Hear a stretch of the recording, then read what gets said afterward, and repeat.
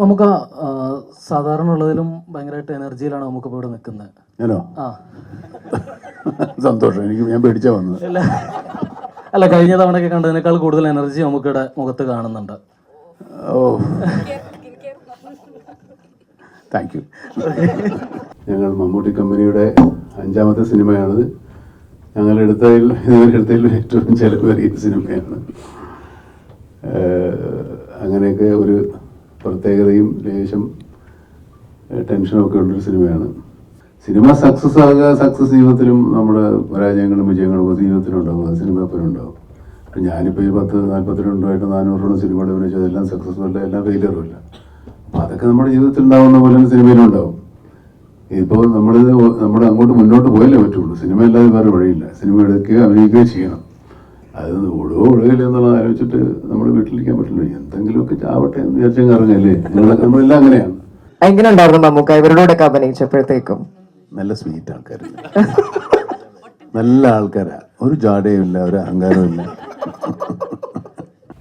ഉപചാരങ്ങളെല്ലാം കഴിഞ്ഞ് സംസാരിച്ചു. ഇത് ടർബോ സിനിമയുടെ പ്രൊമോഷണൽ ആയിട്ട് ഞങ്ങൾ വന്നിട്ടുള്ളതാണ്. കുറേ ദിവസമായിട്ട് ഞങ്ങൾ ഇങ്ങനെ അലഞ്ഞു തിരികെയാണ്. ആളുകളെയൊക്കെ ഓരോ സ്ഥലത്ത് പോയി കണ്ട് പ്രൊമോട്ട് ചെയ്തുകൊണ്ടിരിക്കുകയാണ്. ഇപ്പോൾ ദുബായിലാണ് ഇത് അവസാനിക്കുന്നത്. ദുബായിൽ വന്ന് ഞങ്ങളിവിടെ ഇതിൻ്റെ ടീസറിൻ്റെ ലോഞ്ചിന് വന്നിരുന്നു. നിങ്ങളൊന്നും കാണാൻ പറ്റിയില്ല. അങ്ങനെ ഒരു ചവകം തീരട്ടെ എന്ന് കരുതിയാണ് ലാസ്റ്റ് മൊമെൻ്റിലാണെങ്കിലും ദുബായിലെ പ്രസിനെ ഒന്ന് കാണുന്നത്. സിനിമ ഒരു വലിയ സംരംഭമാണ് ഞങ്ങളെ സംബന്ധിച്ചിടത്തോളം. ഏകദേശം 110 ദിവസത്തോളം നമ്മൾ ഷൂട്ട് ചെയ്തു. 85-90ഓളം നടീനടന്മാരുണ്ട്. അതിനനുസരിച്ചുള്ള മറ്റ് സാങ്കേതിക വിദഗ്ധരും എഴുത്തുകാരും അങ്ങനെ ഒരുപാട് ആളുകളുടെ ഒരുപാട് കാലത്തെ പരിശ്രമമാണ്. സിനിമ ഏകദേശം 7 മാസമായി നമ്മൾ സിനിമ ആരംഭിച്ചിട്ട്. സിനിമ ഇപ്പോഴാണ് റിലീസാവാൻ വരുന്നത്. ഞങ്ങൾ മമ്മൂട്ടി കമ്പനിയുടെ 5ാമത്തെ സിനിമയാണിത്. ഇതുവരെടുത്തതിൽ ഏറ്റവും ചെലവേറിയ സിനിമയാണ്. അങ്ങനെയൊക്കെ ഒരു പ്രത്യേകതയും ലേശം ടെൻഷനും ഒക്കെ ഉള്ളൊരു സിനിമയാണ്. അതുകൊണ്ടല്ല, ഏതൊരു സിനിമയും സിനിമ റിലീസായ മുൻപ് നിർമ്മാതാവ് ഭരിച്ചൊരു ആക്ടർ എന്ന നിലയിലും ശരി ഇതിന് ലേശം സംഭ്രമം ഉണ്ടാവും നമുക്കെല്ലാവർക്കും. എനിക്കതുകൊണ്ടില്ല എന്ന് പറയില്ല, എപ്പോഴും ഉണ്ടാകാറുണ്ട്. ഇത് നമ്മൾ പ്രേക്ഷകൻ്റെ മുമ്പിലേക്ക് ഒരു സിനിമ ഇറക്കുമ്പോൾ അവരിത് എങ്ങനെ സ്വീകരിക്കും എന്നുള്ളതിനെ പറ്റി വലിയ ആകാംക്ഷ ഉണ്ടാകും. പലപ്പോഴും പോസിറ്റീവ് ആകണമെന്ന് തന്നെയാണ് ചെയ്യുന്നത്. പക്ഷേ ആ ഒരു വാർത്ത കേൾക്കാൻ വേണ്ടിയുള്ളൊരു നെഞ്ചിരിപ്പ് കുറച്ച് ഏതായാലും ഉണ്ടാകും. അത് ഇല്ലെന്ന് പറയുന്നത് സത്യമാവില്ല. ഏതായാലും ഇതുവരെയും ഒരു വലിയ റിലീസാണ് നമ്മുടെ ട്രൂത്ത് ഗ്ലോബൽ ചെയ്യുന്നത്. 23-ാം തീയതിയാണ് റിലീസ്. നിങ്ങളുടെ സഹകരണം ഉണ്ടാവണം. ഈ സിനിമയുടെ ഒരു പ്രൊമോഷനാണെന്ന് വിചാരിച്ച് സിനിമയെക്കുറിച്ച് തന്നെ നമുക്ക് സംസാരിക്കാം. ചെറിയൊരു സമയം കൊണ്ട് നമുക്ക് തീർക്കാവുന്നേ ഉള്ളൂ. നിങ്ങൾ അധികം നേരം ബുദ്ധിമുട്ടിപ്പിക്കുന്നില്ല. ഏതായാലും സന്തോഷം. മിഥുൻ, തീർച്ചയായിട്ടും 2 വാക്ക് കേൾക്കാനായിട്ട് ഒരുപാട് ആഗ്രഹമുണ്ട്. ഹോസ്റ്റലറിന് ശേഷം ഈ ഒരു സിനിമയുമായി വരികയാണ്. ഒപ്പം മമ്മൂക്കയുടെ ഒരു ഫ്രണ്ട് പേരും കൂടിയിട്ട് അദ്ദേഹത്തിന് വേണ്ടിയിട്ട് ഒരു കഥാപാത്രം ഇങ്ങനെ എഴുതുന്ന സമയത്ത് എക്സൈറ്റഡ് ആണ്. അറ്റ് ദ സെയിം ടൈം നമുക്ക് പറഞ്ഞ പോലെ പേടിച്ച് വിറച്ച് സംരംഭത്തോടു കൂടി തന്നെയാണ് ഇരിക്കുന്നത്. ഞാൻ വർക്ക് ചെയ്തതിലെ, മമ്മൂട്ടി കമ്പനിയുടെ മാത്രമല്ല, ഞാൻ വർക്ക് ചെയ്തതിൽ ഏറ്റവും വലിയ സിനിമയാണ്. വലിയ സമത് ഒരു വലിയ റിലീസാണ് പ്ലാൻ ചെയ്തിരിക്കുന്നത്. അപ്പം ബുക്കിംഗ് സ്റ്റാർട്ട് ചെയ്തപ്പോൾ തന്നെ നല്ല റെസ്പോൺസാണ്, ട്രെയിലറിന് നല്ല റെസ്പോൺസാണ്. അപ്പം ഒരു വലിയ റിലീസിലേക്ക് ഞങ്ങളുടെ സിനിമ എത്തുമ്പം അതിൻ്റെ ഒരു ആകാംക്ഷ, സംരംഭം എല്ലാം ഉണ്ട്. പിന്നെ വൈശാഖേട്ടൻ അദ്ദേഹത്തിൻ്റെ നേതൃത്വത്തിൽ ഒരു കൂട്ടം നല്ല ടെക്നീഷ്യന്മാരും നമുക്ക് പറഞ്ഞ പോലെ 10-ഓളം ആർട്ടിസ്റ്റുകളും 110 ദിവസത്തോളം ജോലി ചെയ്ത് പുറത്തിറക്കുന്ന ഒരു സിനിമ, ഒരു എൻ്റർടൈനർ എടുക്കാനാണ് ശ്രമിച്ചിരിക്കുന്നത്. ട്രെയിലറിൽ നിങ്ങൾ കണ്ടതാണ് പടത്തിൻ്റെ സ്വഭാവം എന്താണെന്നും ജോണർ എന്താണെന്നും ഒക്കെ. അപ്പോൾ അതിനെക്കുറിച്ച് വിശദീകരിക്കുന്നില്ല. 23-ാം തീയതി സിനിമ എത്തുമ്പോൾ എല്ലാവരും കാണണം. നിങ്ങളുടെ പ്രതികരണം പോസിറ്റീവായിരിക്കാൻ വേണ്ടി ഞങ്ങൾ പ്രതീക്ഷിക്കുകയാണ്. Thank you so much, Mithun. And we have Mr. Rashmi Shetty. Yeah, it was a great experience. Namaskaram. So, my character name is Vetriveer Shanmugasundaram. And he's a very confident man, and he has some goals. And to achieve that, I think he'll be walking any route. And to play such a big role in front of such a big legend was a little scary and of course intimidating. പക്ഷേ അവരൊരു നല്ല ഒരു accompany ചെയ്യുന്ന ഒരു ആക്ടറാണ്. He always teaches you to, like, you know, if you are a little uncomfortable, he senses it and he makes you comfortable.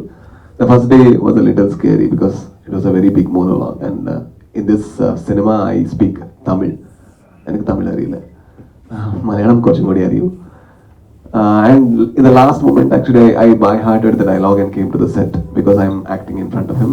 I was already a little scared, and then suddenly director asked me to speak in Malayalam. And that was almost like, you know, one-page monologue, and sir was doing nothing in the scene, staring at me because that was his scene. Now you need to speak Malayalam in front of the legend. And I knew that, like, you know, am I speaking all right? Like, you know, is it fine and everything? And then fortunately he could sense that, like, you know, I'm a little uncomfortable and little conscious.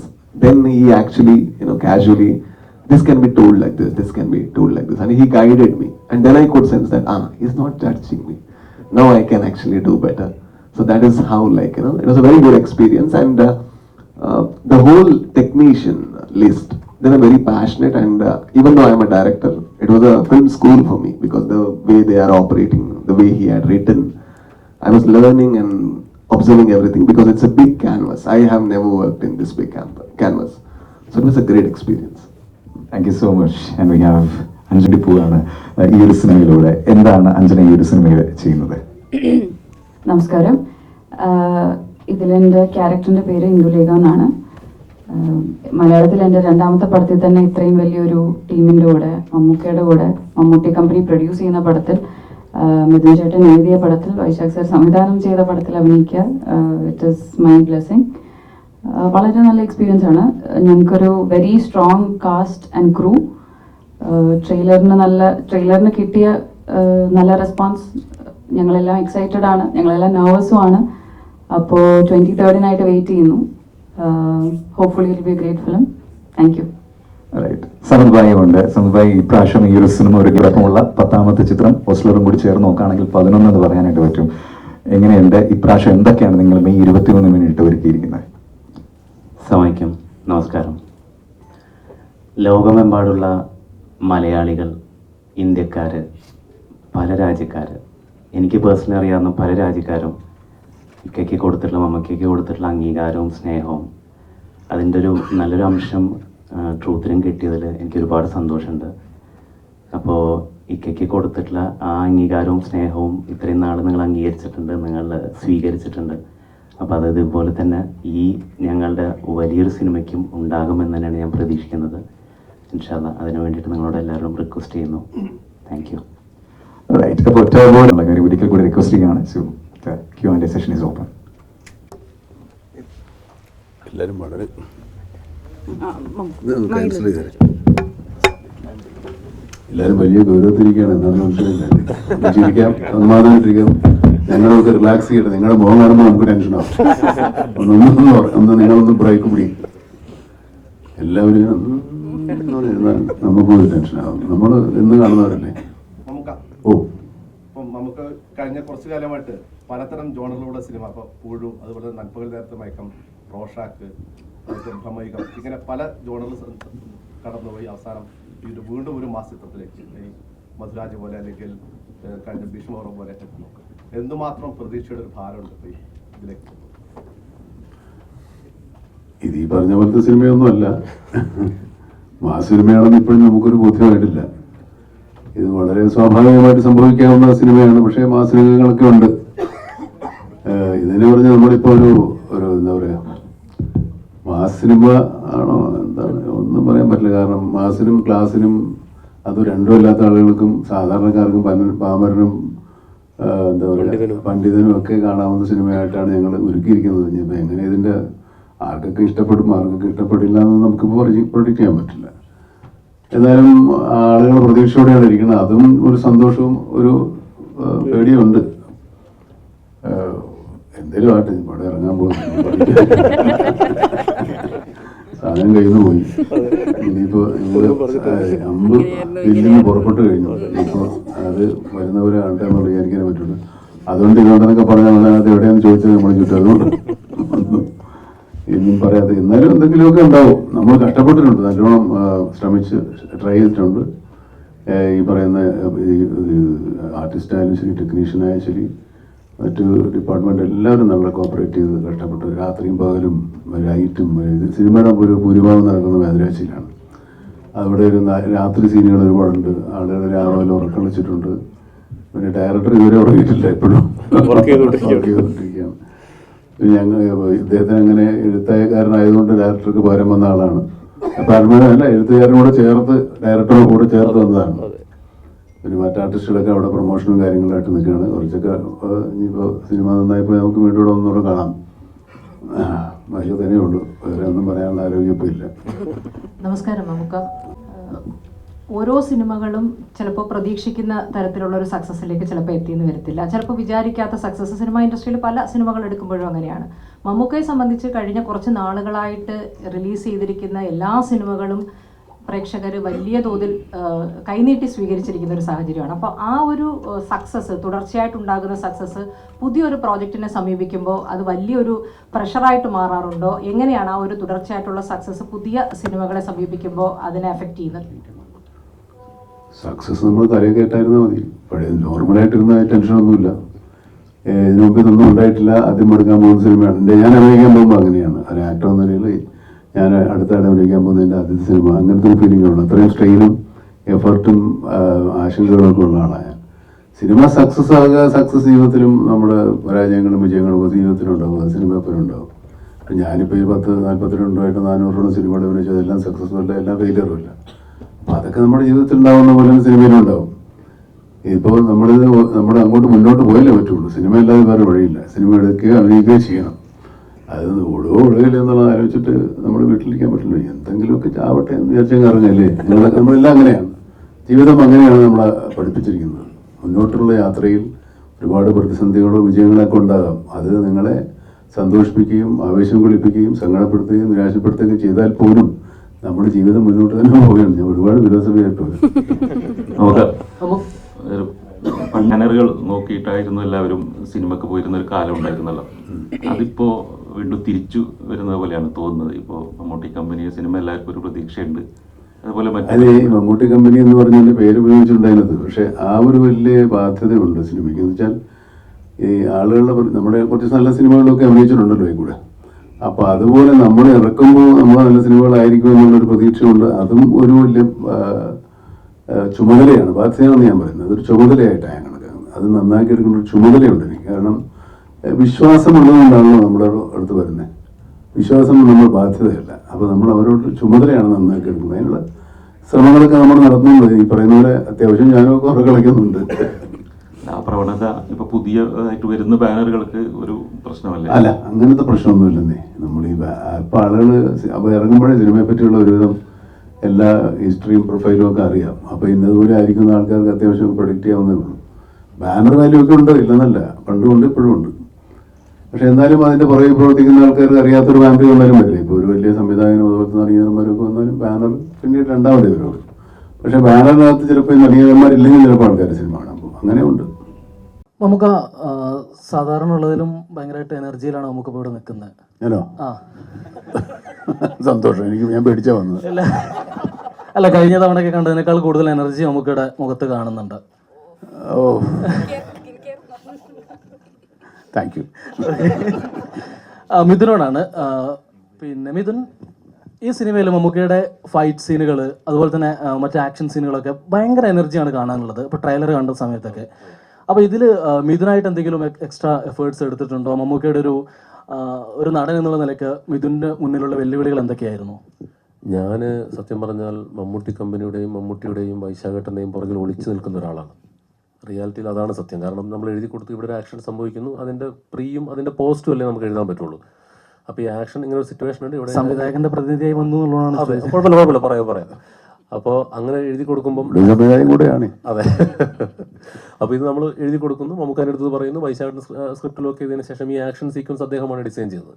അപ്പം വൈശാഖേട്ടനും ഷമീർ മുഹമ്മദും നമ്മുടെ stunt master Phoenix പ്രഭു എല്ലാം ചേർന്ന് നമ്മൾ കുറച്ച് rehearse ചെയ്ത് ഇത് fight shoot ചെയ്ത് ശേഷം മമ്മൂക്കയെ കൊണ്ടുവന്ന് കാണിച്ച് ഇത് ഇങ്ങനെയൊക്കെയാണ് നമ്മൾ എടുക്കാൻ പോകുന്നത്. മമ്മൂക്ക അതിന് വേണ്ടി വളരെ ആവേശത്തോടു കൂടി നന്നായി കഷ്ടപ്പെട്ട് എല്ലാവരും കൂടി ചെയ്തതാണ് ഇതിലെ ഫൈറ്റ് സീക്വൻസുകൾ. അപ്പോൾ അതിൽ ഫൈറ്റ് നമ്മൾ നേരത്തെ ഷൂട്ട് ചെയ്തിട്ടുണ്ട്, ഞാനില്ലാതെ. നമ്മളെ ബാക്കിയുള്ള എല്ലാം ഡമ്മി ആക്ടേഴ്സിനെ വെച്ച് ഷൂട്ട് ചെയ്തിട്ടാണ്. ആ സീനുകളാണ് ഷൂട്ട് ചെയ്യുമ്പോൾ നമുക്കറിയാം ഇനി അടുത്ത വരാൻ പോകുന്ന എന്താണ്, നമുക്ക് അടുത്ത ഷോട്ട് എന്താണെന്ന് നമുക്കറിയാം. അപ്പോൾ ഒരുപാട് എക്സസൈസോ പ്രാക്ടീസോ ഒക്കെ അധികം വേണ്ടി വന്നില്ല. ഇങ്ങനെ കട്ടക്കട്ടാന്ന് എടുക്കും. പക്ഷേ 1-2 പ്രാവശ്യം എടുത്ത ഫൈറ്റൊന്നും അത്ര ശരിയാവില്ല. നന്നായി കഷ്ടപ്പെട്ടിട്ടുണ്ട് ആക്ഷൻ. അതാണ് നിങ്ങൾ കാണുന്നത്. ആ ആക്ഷൻ സീക്വൻസിൽ എനർജിയൊക്കെ നമ്മളിപ്പോൾ ഡിസൈൻ ചെയ്ത് കൊണ്ടുവന്ന് ഇദ്ദേഹം അത് വളരെ കഷ്ടപ്പെട്ട് എല്ലാവരും ചേർന്ന് ചെയ്തതാണ്. അപ്പം പ്ലാനിങ് ഉണ്ടായിരുന്നു അതിൻ്റെ പുറകിൽ. അതുപോലെ തന്നെ ഇപ്പോൾ താങ്കളുടെ ഇപ്പോൾ കഴിഞ്ഞ കുറേ സിനിമകൾ താങ്കൾ ബാക്ക് ചെയ്ത ഒരുപാട് സിനിമകൾ ഇപ്പം സസ്പെൻസ് ത്രില്ലറാണ്. അതുപോലെ തന്നെ ഇപ്പോൾ ടെർബോ പോലെയുള്ള സിനിമകളാണ്. ആട് പോലെയുള്ള ഒരു സിനിമ ഇനി തീർച്ചയായും അനൗൺസ് ചെയ്തല്ലോ ആട് 3. ഞാൻ സംവിധാനം ചെയ്യുന്ന അടുത്ത സിനിമ ആട് 3 ആയിരിക്കും. ഓക്കെ, അടുത്ത് വരും. ഇപ്പോൾ ഇവിടെ തന്നെ ഇപ്പം ഓവർസീസിലൊക്കെ വ്യാപകമായി റിലീസ് ചെയ്യുന്നുണ്ട്. ജർമ്മനിയിൽ കൂടുതൽ തിയേറ്ററുകളും ഷോകളൊക്കെ ഉണ്ടെന്ന് പറയുന്നുണ്ട്. ഇപ്പം നമ്മളിപ്പം മലയാള സിനിമയുടെ ഈ 2024 ഫസ്റ്റ് ക്വാർട്ടറിൽ എത്തുമ്പോൾ തന്നെ 1000 കോടിയുടെ കണക്കുകളൊക്കെ വരുന്നുണ്ട്. അപ്പോൾ ഇതൊക്കെ മൊത്തത്തിൽ മലയാള സിനിമയെ എങ്ങനെ ബൂസ്റ്റപ്പ് ചെയ്യും സാമ്പത്തികമായി? തീർച്ചയായും വലിയ ആവേശമല്ലേ നമുക്ക് തരുന്നത്. ഇപ്പോൾ മഞ്ഞുമൽ ബോയ്സ് ആയാലും പ്രേമലു ആണെങ്കിലും ഇപ്പം ഇദ്ദേഹത്തിൻ്റെ ഭ്രമയുഗമാണെങ്കിലും ആവേശം, ഒരുപാട് സിനിമകൾ ഇങ്ങനെ നമ്മുടെ ബോക്സ് ഓഫീസിൻ്റെ പരിധികൾ ഇങ്ങനെ ഈ പറഞ്ഞ പോലെ എക്സ്പാൻഡ് ചെയ്തുകൊണ്ട് പോയിക്കൊണ്ടിരിക്കുകയാണ്. അപ്പോൾ അത് ഇനി നമ്മൾ ചെയ്യുന്ന സിനിമകൾക്കും പിന്നാലെ വരുന്ന സിനിമാ പ്രവർത്തകർക്കും മറ്റു ഭാഷയിൽ നമ്മുടെ സിനിമകൾ സ്വീകരിക്കപ്പെടുക എന്നൊക്കെ പറയുന്നത് ഒരു വലിയ എനർജി തന്നെയാണ്. പിന്നെ ഇൻഡസ്ട്രിയിൽ പണം വന്ന് വീഴുക എന്ന് പറയുന്നത് എന്തുകൊണ്ടും നടീനടന്മാർക്കും ടെക്നീഷ്യന്മാർക്കും എഴുത്തുകാർക്കും എല്ലാവർക്കും നല്ലതല്ലേ. അപ്പോൾ തീർച്ചയായും മലയാള സിനിമയുടെ ഏറ്റവും നല്ല വർഷത്തിലൂടെയാണ് കടന്നു പോകുന്നതെന്ന് സിനിമാ പണ്ഡിറ്റുകൾ പറയുന്നു. അത് ഒരുപാട് സന്തോഷം. ഇതിങ്ങനെ എല്ലാ വർഷവും ആവർത്തിക്കട്ടെ എന്ന് ആഗ്രഹിക്കുന്ന ഒരാളാണ് ഞാൻ. നമ്മുടെ സിനിമ മാത്രമല്ല, എല്ലാവരുടെ സിനിമകളും വലിയ വിജയങ്ങളാവട്ടെ, പ്രേക്ഷകർ നിരന്തരം തിയേറ്ററുകളിലേക്ക് എത്തട്ടെ, മറ്റു ഭാഷകളിൽ മലയാള സിനിമ ഇപ്പോൾ സ്വീകരിക്കപ്പെട്ടതിൽ കൂടുതൽ സ്വീകരിക്കപ്പെടട്ടെ എന്നൊക്കെയുള്ളതാണ് നമ്മുടെ ആഗ്രഹം. അത് ഇനിയിപ്പം ആ ലെവലിലൊക്കെ ആയിരിക്കും ആൾക്കാർ പ്രൊജക്റ്റുകൾ ഡിസൈൻ ചെയ്തുകൊണ്ട് വരിക. നല്ലതാണ് എന്തുകൊണ്ടും. ചെറിയ സിനിമകൾ, ചെറുതെന്ന് പറയാൻ പറ്റില്ല, എന്നാലും മറ്റ് ചില സിനിമകളും പേടിയോടുകൂടി തന്നെയാണ് റിലീസ് ചെയ്യാൻ പോകുന്നത്. അവർ പറയുകയും ചെയ്തു. പിന്നെ മമ്മൂക്കയുടെ സിനിമ വരുന്നുണ്ട്. അപ്പോൾ അതിനോടൊന്നും നമുക്ക് ഫൈറ്റ് ചെയ്യാൻ പറ്റില്ല. അങ്ങനെയൊന്നും നമുക്ക് പറ്റില്ലെന്നേ. സിനിമ ഇറങ്ങിക്കഴിഞ്ഞതിന് ശേഷമേ ഉള്ളൂ നല്ലതോ ചീത്തയെന്ന് അറിയാം. അതിന് മുമ്പ് നമുക്കൊന്നും പറയാൻ പറ്റില്ല. അങ്ങനെ ഇപ്പോൾ നല്ലത് മാത്രമേ നമ്മൾ ചെയ്യുള്ളൂ. നമ്മളൊരു കടയിൽ പോയി ഒരു സാധനം വാങ്ങിക്കുന്ന പോലെയല്ല സിനിമ എടുത്തുണ്ടാക്കി നന്നാക്കിയുള്ളത്. അതിനിപ്പോൾ എല്ലാവർക്കും സ്പേസ് ഉണ്ട് സിനിമയ്ക്ക്, അതിനൊന്നും പേടിക്കണ്ട. നമുക്ക് ഈ സിനിമയെ സീരിയസ് ആയിട്ട് വിലയിരുത്തുന്നവരായാലും സോഷ്യൽ മീഡിയയിൽ എഴുതുന്നവരായാലും ഒക്കെ പറയുന്നത് നമുക്ക് സമീപകാലത്തായുള്ള സിനിമകൾ നോക്കിയാൽ ഇപ്പോൾ നന്മകൾ നേരത്തെ മയക്കം, കണ്ണൂർ സ്ക്വാഡ്, അത് കഴിഞ്ഞ് ഭ്രമയുഗം, ഇപ്പോൾ ടർബോയിലോട്ട് വരുമ്പോൾ ഓരോന്നിനും പുതുമയ്ക്കായി എപ്പോഴും ചെവി കൊടുക്കുന്നു. അതിപ്പോൾ പുതുമുഖ എഴുത്തുകാരായാലും സംവിധായകരായാലും അവർക്ക് കൈ കൊടുക്കുന്നു. അപ്പം ഈ ഒരു നിർബന്ധബുദ്ധി വ്യക്തിപരമായി അത് ഉണ്ടോ? ഈ സിനിമയിൽ അതിൻ്റെ ഒരു എലമെന്റ് ഉണ്ടോ? അല്ലെങ്കിൽ അടുത്ത ഐറ്റം ലോഡിംഗ് എന്ന് പറയാവുന്ന ഒരു സ്പെഷ്യൽ എലമെന്റ് ഉണ്ടോ? നിങ്ങളീ പറയുന്നത് ഈ അടുത്ത കാലത്ത് തുടങ്ങിയതല്ല. ഞാൻ വന്ന കാലം മുതലേ ഇങ്ങനെയുള്ള പരിപാടിയൊക്കെ ചെയ്തിട്ടുള്ള ആളാണ്. അത് മറന്നു പോരുന്നത് കേട്ടോ. അങ്ങനെ എണ്ണി പറയാവുന്ന ഒരുപാട് വ്യത്യസ്തമായ സിനിമ നിങ്ങൾക്ക് വളരെ വ്യക്തമായിട്ട് ഓർക്കുന്ന ഈ പറഞ്ഞ പുട്ടുറുമീസ് ആണെങ്കിലും മൃഗയാണെങ്കിലും അതുപോലെ അയ്യർ ദ ഗ്രേറ്റ്, അതുപോലത്തെ ഒരുപാട് സിനിമകളുണ്ട്. ഈ തലമുറയിൽപ്പെട്ട ആളാണെന്ന് തോന്നുന്നു. കുറച്ച് മുതിർന്ന ആൾക്കാർക്ക് ഇതൊക്കെ അറിയാം. അപ്പോൾ അത് എന്നെ സംബന്ധിച്ചിടത്തോളം അന്നത്തെ ഉണ്ടായിരുന്ന അതേ ആവേശത്തോടു വേണ്ടിയാണ് ഞാൻ നിൽക്കുന്നത്. അന്ന് നമുക്കെല്ലാം നമ്മുടെ ആഗ്രഹത്തിന് ഒത്തുചെയ്യാൻ പറ്റിയില്ലെങ്കിലും ഇപ്പോൾ ഇങ്ങനെ അങ്ങനെ ഒരു സൗകര്യം നമ്മുടെ അടുത്ത് വരുന്ന ആൾക്കാർക്കും നമുക്കും അങ്ങനെ ചെയ്യാനുള്ളൊരു സാഹചര്യം ഉണ്ട്. അത് നമ്മൾ ഉപയോഗപ്പെടുത്തുകയാണ്. ഇപ്പോൾ ഈ സിനിമ കഴിഞ്ഞാൽ എന്താ സിനിമ എന്നുള്ളത് നമ്മൾ തീരുമാനിച്ചിട്ടില്ല. അങ്ങനെ ഒരു അവസ്ഥയിൽ നിൽക്കുക. ഇപ്പോൾ ഇന്നുള്ള കുഴപ്പമാണ്. മറ്റേത് വന്നു കഴിഞ്ഞാൽ 2-3 സിനിമകൾ നമ്മൾ തുടങ്ങുമായിരുന്നു. ഇപ്പോൾ ഒരു സിനിമ അടുത്ത് തുടങ്ങാനായിട്ട് ഇങ്ങനെ സമയമെടുക്കുന്നുണ്ട്. അത് കുഴപ്പമൊന്നുമില്ല. അതുകൊണ്ട് അതിനൊന്നും ആൾക്കാർ നമ്മുടെ അടുത്ത് പരാതിപ്പെട്ടിട്ട് വന്നിട്ടില്ല. എന്തേ സിനിമയിൽ അഭിനയിക്കാത്തുന്നു. സിനിമ കൊടുത്താലും അവരുണ്ടെങ്കിൽ കാണും. അങ്ങനെ വിചാരിച്ചാൽ മതി. അങ്ങനെ അതിനൊന്നും കഥയ്ക്ക് തന്നെയാണ് പ്രാധാന്യം. പിന്നെ പരിചയമുള്ള ആളാകുമ്പോൾ കുറച്ചുകൂടെ നമുക്ക് ധൈര്യമായിട്ട് വിശ്വസിക്കാനുണ്ട്. അത്രേ ഉള്ളൂ. അല്ലാതെ അത് ബന്ധപ്പെട്ട ഒരാൾ ഒരു കഥയും കൊണ്ടുവന്നാൽ എല്ലാം നമുക്ക് മോശമാണ് എടുക്കാൻ പറ്റും. അത് നമുക്ക് ആർക്കും പറ്റില്ല. ഒരു കാര്യവും ചെയ്യാൻ പറ്റില്ല. നിങ്ങൾക്കും നിങ്ങളുടെ ജോലിയിൽ അത് ചെയ്യാൻ പറ്റുമോ? ബന്ധമുള്ള ആളോ പരിചയക്കാരാന്ന് പറഞ്ഞാൽ അങ്ങനത്തെ ഒന്നും ഇല്ല. പക്ഷേ സിനിമയിൽ വന്നതിന് ശേഷം ബന്ധപ്പെട്ടവരാണ് കൂടുതലും. നമുക്ക് ഈ ടെർബോ എന്ന പേരിന് എന്താണ് പ്രത്യേകത ഉണ്ടോ? പുള്ളിയായിട്ടത് ഞാനില്ല. ഒന്നുമില്ല, ഈ ഒരു മിരുമിരുപ്പ് എന്നൊക്കെ നാട്ടുമ്പുറത്ത് പറയുന്ന അങ്ങനെ ഒരു സ്വഭാവമുള്ള ഒരാൾ എന്നുള്ള രീതിയിലാണ് നമ്മളത്. അതായത് ഒന്നുമില്ല, ഒരു എടുത്തിയാട്ട സ്വഭാവമുള്ള, പിന്നെ ഇതിലെ കഥാപാത്രം പറയുന്നൊരു ഒരു ഡയലോഗാണ് ഞാനിന് മുമ്പ് ഇൻ്റർവ്യൂ പ്രയോഗിച്ചിട്ടുള്ളത്. ഇദ്ദേഹത്തിൻ്റെ ഒരു നാട്ടിലുള്ള ഒരു കഥാപാത്രം പറയുന്നത്, അവൻ മറ്റേ ടർബോ എഞ്ചിൻ പിടിപ്പിച്ച മാതിരി ഉരുണ്ട് കയറി നടക്കുക എന്ന് പറയുന്നൊരു അത്രേ ഉള്ളൂ. ഒരു വട്ടപ്പേരാ. ഒരു വട്ടപ്പേര്. അല്ലാതെ ആള് വേറെ സംസാരിക്കില്ല, ഉത്തരം പറയുന്നുണ്ട്. അതെ, ആള് തെമ്മാടിയോ ഗുണ്ടയോ മാഫിയോ ഒന്നുമല്ല, നമ്മുടെ നാട്ടുമ്പുറത്ത് കാണുന്ന വണ്ടി സ്പീഡിൽ ഓടിക്കുന്ന ആളാ. അതെ, ഒരു ചേട്ടായി, ജോസ് ചേട്ടായി. അല്ല, നമ്മൾ ചോദിക്കായിരുന്നു അങ്ങോട്ടും ഇങ്ങോട്ടും. ടർബോ ഇവിടെ നമുക്ക് ടർബോ എന്ന് പറയുമ്പോൾ ഇപ്പോൾ കണ്ടുവരുന്ന സിനിമകളിൽ ആവേശം മോഡൽ സിനിമകളാണല്ലോ കണ്ടുവരുന്നത്. അതായത് ഒറ്റ കഥാപാത്രം, ഒരൊറ്റ കഥാപാത്രത്തെ കേന്ദ്രീകരിച്ചുകൊണ്ടാണല്ലോ കറങ്ങുന്നത്. ഇപ്പൊ നായിക എന്നുള്ള സങ്കല്പമൊക്കെ ഏറെക്കുറെ പോയൊരു അവസ്ഥയിലേക്കാണല്ലോ പോകുന്നത്. അപ്പൊ ഈ സിനിമയും ഇപ്പൊ ടർബോനെ കുറിച്ച് ഇപ്പൊ ചോദിച്ചപ്പോ ഈ സിനിമയും ഏതാണ്ട് അങ്ങനെ തന്നെയാണോ? ഈ സിനിമയുടെ മെയിൻ കുഴപ്പം മുഴുവൻ ഉണ്ടാക്കണ ഈ നായിക. ഇവര് തമ്മിൽ കാമുകിയന്മാരോ പെങ്ങളോ സിസ്റ്ററോ സഹോദരിയോ ആങ്ങളെ അമ്മയോ ഒന്നുമല്ല, നോ ബന്ധം. പെടുത്തണത് അയാളെ കൊണ്ട്. സിനിമ ആണെന്ന് മനസ്സിലാവും, നായികക്കാണ് പ്രാധാന്യം. ഓ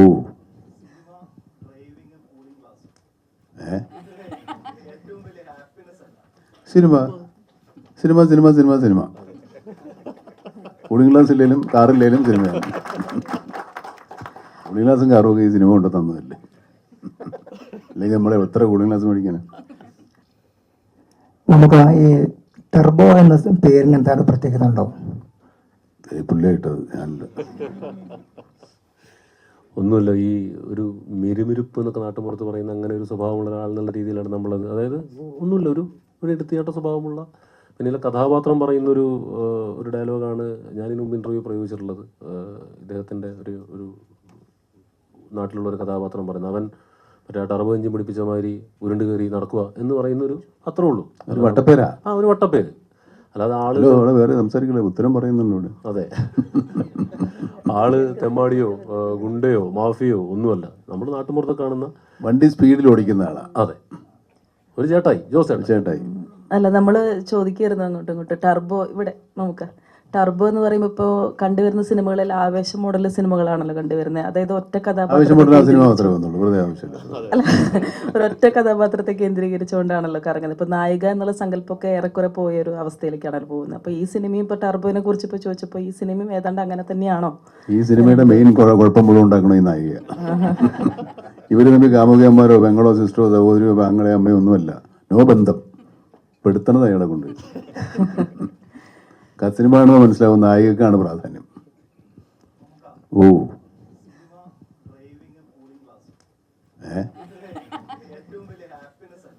cinema cinema cinema cinema cinema cooling glass ഇല്ലേലും കാറില്ലേലും സിനിമയാണ്. കൂളിംഗ് ഗ്ലാസും കാറും ഒക്കെ ഈ സിനിമ കൊണ്ട് തന്നതല്ലേ, അല്ലെങ്കിൽ നമ്മളെ എത്ര കൂളിംഗ് ഗ്ലാസ് മേടിക്കാനാ? മമ്മുക്ക, എൻ്റെ പേര് അശ്വതി എന്നാണ്. ഐ റെപ്രസെൻറ്റ് ദിൽസെ 90.8 FM, ഒരു റേഡിയോ പ്രസൻറ്ററാണ്. സോ ഫസ്റ്റ് ഒരു കാര്യം നിങ്ങളുടെ എല്ലാവരുടെയും പെർമിഷനോട് കൂടെ പറഞ്ഞോട്ടെ. മുമ്പ് മമ്മുക്കയുടെ ഇൻ്റർവ്യൂവിൽ തന്നെ ഞാൻ കേട്ടിട്ടുണ്ട്, അതായത് നമ്മളൊരു കാര്യം ഒരുപാട് ആഗ്രഹിക്കുകയാണെങ്കിൽ, നമ്മൾ ഒരുപാട് അതിനുവേണ്ടി ഡ്രീം ചെയ്യുകയാണെങ്കിൽ ഇറ്റ് വിൽ റിയലി ഹാപ്പൻ എന്നുള്ളത്. And now I am sitting in front of you. വേറെ വലിയ ആൾക്കാർ പറഞ്ഞാണ്, അല്ല മമ്മുക്ക പറഞ്ഞിട്ടുണ്ട്. And I am sitting in front of you. അതുപോലെ മമ്മുക്ക ഇപ്പൊ എന്നെ നോക്കുകയാണ്, ഞാൻ മമ്മുക്ക നോക്കുകയാണ്. You are hearing me. സത്യം പറഞ്ഞാൽ അടുത്തിരിക്കുന്ന നിങ്ങൾ ഓരോരുത്തരും ഭയങ്കര ബ്ലെസ്ഡ് ആണ്. ആൻഡ് ഐ ഷുഡ് താങ്ക്സ് അമിതിക, truth global films and my organisation as well for organising this ടർബോയുടെ ഒരു പ്രസ് മീറ്റ് ഓർഗനൈസ് ചെയ്തതിന്. സോ മമ്മുക്ക, എനിക്ക് ചോദിക്കാനുള്ള ക്വസ്റ്റ്യൻ എന്ന് പറഞ്ഞു കഴിഞ്ഞാൽ, ഇപ്പം നമ്മൾ നോക്കുകയാണെങ്കിൽ നേരത്തെ പറഞ്ഞതുപോലെ തന്നെ മലയാള സിനിമ ഇസ് ചേഞ്ചിങ്. ഇപ്പം ഒരു നായിക പ്രാധാന്യമില്ല, അല്ലെങ്കിൽ നായിക ഇല്ലാത്തൊരു മൂവി ആണെങ്കിലും, അതല്ലെങ്കിൽ ഇപ്പം 3 ക്യാരക്ടേഴ്സ് ഉള്ള ഒരു നമ്മുടെ ബ്രഹ്മയുഗം പോലത്തെ മൂവി ആണെങ്കിലും അതേപോലെ തന്നെയാണ് ഇപ്പോൾ as an ഓഡിയൻ. That's what I feel. അപ്പോൾ മമ്മൂക്ക ആസ് എൻ ഓഡിയൻ എന്ന നിലയിൽ നമ്മുടെ മറ്റ് മലയാള മൂവീസ് നോക്കുകയാണെങ്കിൽ what do you feel? Is it the audience മാറുകയാണോ അതോ മലയാള സിനിമയാണോ മാറുന്നത്? ഓഡിയൻസ് മാറിയാലും സിനിമ മാറുള്ളൂ. ഓഡിയൻസ് ആണ് സിനിമ മാറ്റുന്നത്. കൊള്ളില്ലാത്തത് കാണാതിരിക്കും, നല്ലത് കാണുമ്പോൾ നാച്ചുറലി സിനിമ നന്നാവും. നല്ല ഓഡിയൻസ് ഉള്ളിടത്ത് നല്ല സിനിമ ഉണ്ടാവുള്ളൂ, അതിലൊന്നും തർക്കമൊന്നുമില്ല.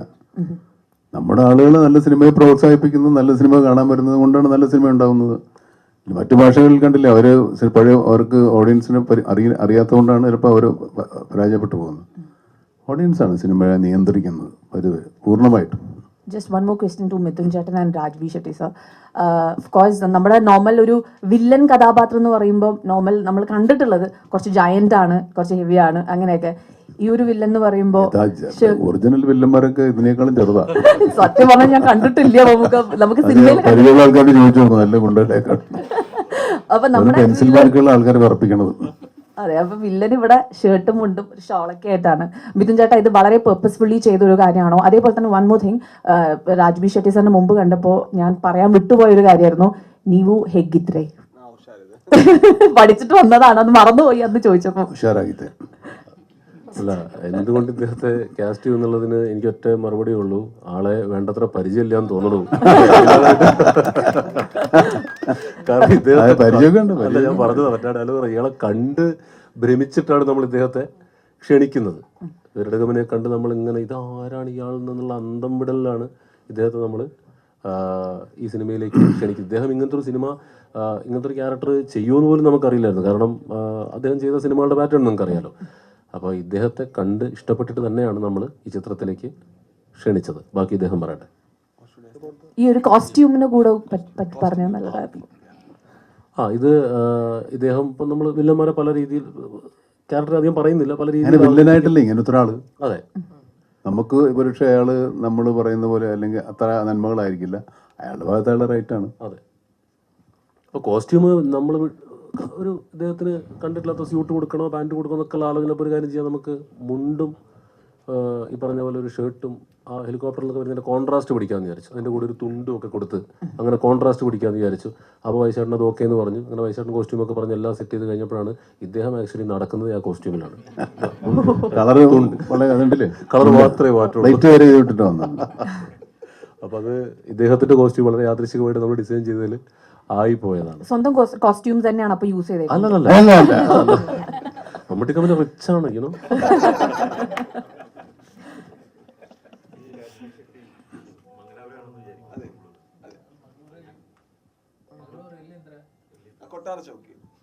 ഒരു വാക്ക് പഠിച്ച് കംപ്ലീറ്റ് ടൗണല്ലേട്ടോ, ಮೊದಲು സുരത്കല്ലല്ലേ? സുരത്കൽ, കാസർഗോഡ്.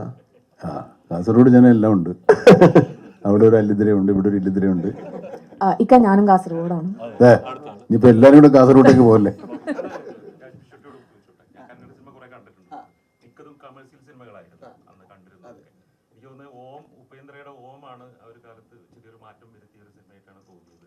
പിന്നീട് നിങ്ങളുടെ രാജ്ബി ഷെട്ടിയുടെ ഷെട്ടിയുടെ സിനിമയാണ്, ഒരു മൊട്ടൈ കഥ ആണ് താങ്കൾ ആദ്യമായിട്ട് വന്നതെന്ന് എനിക്ക് ഓർമ്മയുണ്ട്. അപ്പോൾ ഈ ഒരുപാട് മാറ്റങ്ങൾ ഇപ്പോൾ കന്നഡ സിനിമയിൽ ഉണ്ടായല്ലോ, അത് എങ്ങനെയാണ് നോക്കി കാണുന്നത്? അതിന് മുമ്പ് ആക്ച്വലി പവൻകുമാർ ഒരു പടം ചെയ്തിട്ടുണ്ട്, ലൂസിയ പറഞ്ഞിട്ട്. പിന്നെ ഹേമന്ത് റാവു ഗോതിമണ്ണ സാധാരണമായി കെട്ട് ചെയ്തിട്ടുണ്ട്. പക്ഷെ എന്താ വെച്ചാൽ ഇപ്പോൾ V3, Rakshit Rishabh and me, we are actor and directors and writers. That is the reason we get a lot of credit that, like, you know, we don't deserve, because others have worked also, but we get the credit because, like, you know, actors, because that's a industry where, like, you know, actors get a little more importance than the other technicians. I think it's because when people from non-filmy background come to the industry, they have a story to tell because of the place they are from and because of the culture they have lived in, and they believe in it, and the stories change. I think that is one reason, maybe, like, you know, presently the changes are coming. I don't think that's like we can do better. We can do a lot more aggressively in writing and everything, but yeah, we need a little time.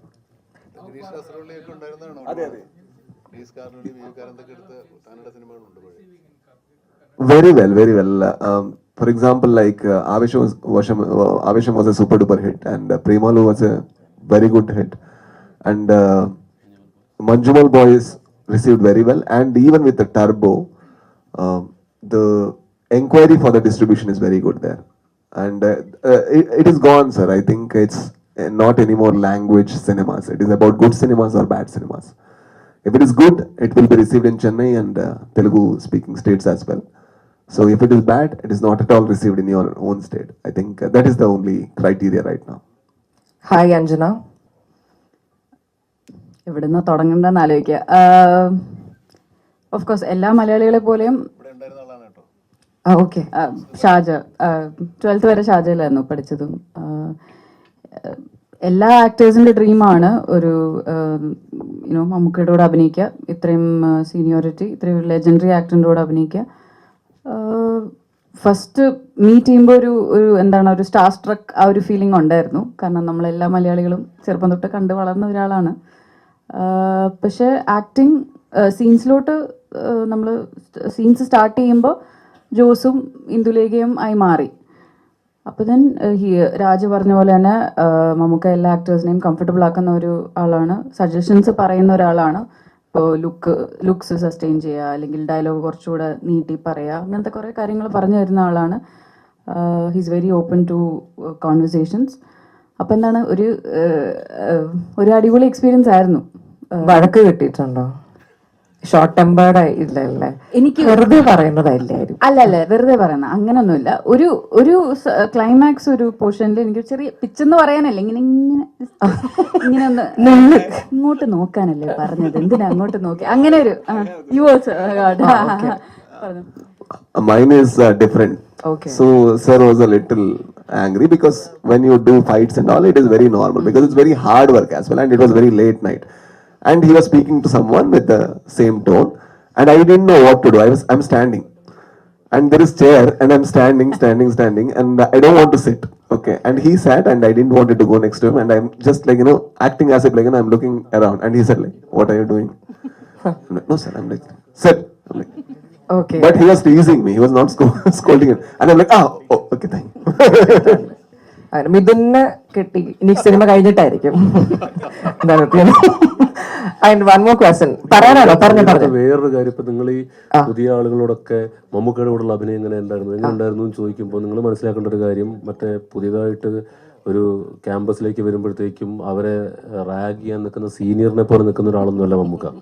ഇവരെ പരമാവധി ഇവർ പറഞ്ഞ പോലെ പ്രോത്സാഹിപ്പിച്ച് അവർക്ക് ധൈര്യം കൊടുത്ത് അവരുടെ മാക്സിമം ഔട്ട് കംഫർട്ടബിൾ ആയിട്ട് എടുക്കാൻ ശ്രമിക്കുന്ന ഒരാളാണെന്ന് മാത്രം ഇവിടുന്ന് പറയുകയാണ്. Okay, next. ഇവരുടെയൊക്കെ കൂടെ അഭിനയിച്ചപ്പോൾ എന്റെ എക്സ്പീരിയൻസ് എന്തായി വെക്കുന്നത്? ഞാനത് ചോദിക്കാൻ റിവേഴ്സ് ചെയ്യാൻ വരുമായിരുന്നു. എങ്ങനെ ഉണ്ടായിരുന്നു മമ്മൂക്ക ഇവരുടെ കൂടെ അഭിനയിച്ചപ്പോഴത്തേക്കും? നല്ല സ്വീറ്റ് ആൾക്കാരല്ലേ, നല്ല ആൾക്കാരാ. ഒരു ജാടയും ഇല്ല, ഒരു അഹങ്കാരവും ഇല്ല,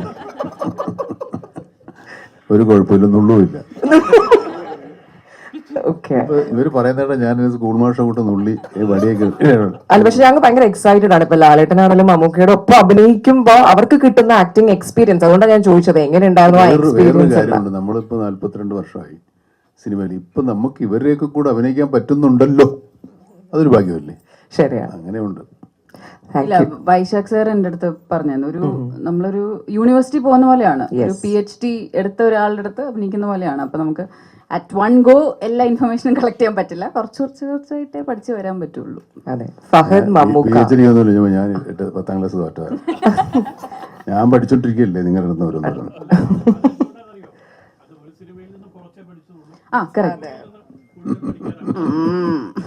കണ്ടുപിടിച്ചു കേട്ടോ. ഏകദേശം നമുക്ക് എന്തായി, ഞാനാണ് തളർന്ന് കേട്ടോ. കമ്പോള നമുക്കൊന്ന് വലിയ ഇനിയൊന്നുമില്ല, ഇനിയൊക്കെ എല്ലാവരും രോഗികളെ. ഇത്രയും നേരം അത് ലേറ്റായി പോയി.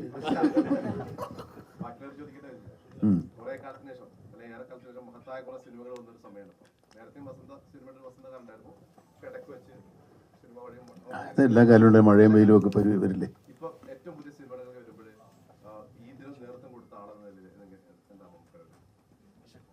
എനിക്ക് നേതൃത്വം കൊടുത്ത ആളെന്നുള്ള പാടായി പറഞ്ഞു നേരത്തെ വന്ന ഉടനെ. ഞാൻ എൻ്റെ ഒരു ടെൻഷനും ആങ്സൈറ്റിയും ഒക്കെ ഉണ്ട്, ഒക്കെ ശരിയായി വരട്ടെ. നിങ്ങളെ കൂടെ